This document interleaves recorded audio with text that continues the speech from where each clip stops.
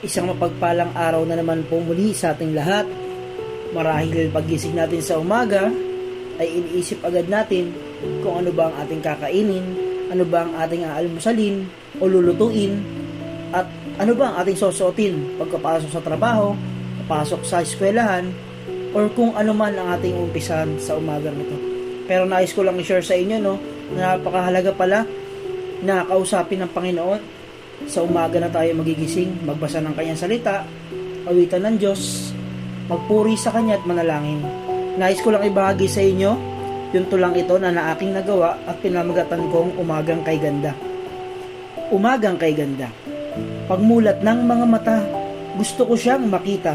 Ako'y biglang nataranta, nagpurit kumanta. Aking inanyayahan ang kanyang kadakilaan. Gusto kong maranasan ang kanyang kapangyarihan. Sa'yo ko'y itutuon, oras ko at panahon.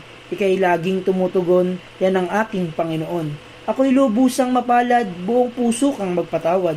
Dugot buhay mo'y pinambayad, kaya't wala kang katulad. Alam niyo po, tunay talaga na walang katulad. Walang kaparis ang Diyos sa buhay natin. Paggising mo pa lang sa umaga, isa ng pagpapala na magising tayo. Tunay nga na every gising is a big blessing para sa atin. Para gawin natin kung ano yung mga bagay na gusto natin gawin, pero wag natin kalimutan kung ano ba yung gustong ipagawa sa atin ng Diyos pagising natin sa umaga, kundi ang hanapin ang kanyang kalooban. Maraming salamat sa inyong pakikinig. God bless you all.